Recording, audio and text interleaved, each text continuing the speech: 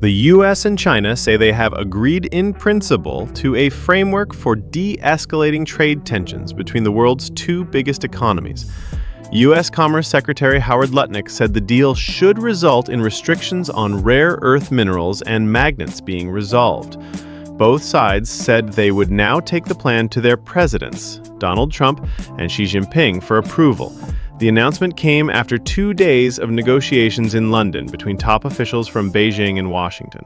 Chinese exports of rare earth minerals, which are crucial for modern technology, were high on the agenda of the meetings. Last month, Washington and Beijing agreed a temporary truce over trade tariffs, but each country has since accused the other of breaching the deal. The U.S. has said China has been slow to release exports of rare earth metals and magnets, which are essential for manufacturing everything from smartphones to electric vehicles. Meanwhile, Washington has restricted China's access to U.S. goods, such as semiconductors and other related technologies linked to artificial intelligence, AI. "We have reached a framework to implement the Geneva Consensus," Lutnick told reporters. "Once the presidents approve it, we will then seek to implement it," he added. The new round of negotiations followed a phone call between Donald Trump and China's leader Xi Jinping last week, which the U.S. president described as a very good talk. The two sides have, in principle, reached a framework for implementing the consensus reached by the two heads of state during the phone call on June 5th, and the consensus reached at the Geneva meeting, China's Vice Commerce Minister Li Changgang said. When Trump announced sweeping tariffs on imports from a number of countries earlier this year, China was the hardest hit. Beijing responded with its own higher rates on U.S. imports, and this triggered tit-for-tat increases that peaked at 145%.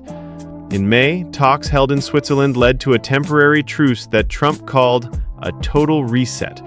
It brought U.S. tariffs on Chinese products down to 30%, while Beijing slashed levies on U.S. imports to 10% and promised to lift barriers on critical mineral exports. It gave both sides a 90-day deadline to try to reach a trade deal. But the U.S. and China have since claimed breaches on non-tariff pledges.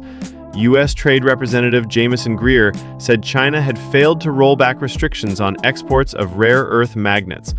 Beijing said U.S. violations of the agreement included stopping sales of computer chip design software to Chinese companies, warning against using chips made by Chinese tech giant Huawei, and canceling visas for Chinese students. Ahead of this week's talks, the Chinese Ministry of Commerce said on Saturday that it had approved some applications for rare earth export licenses, although it did not provide details of which countries were involved. Trump said on Friday that Xi had agreed to restart trade in rare earth materials.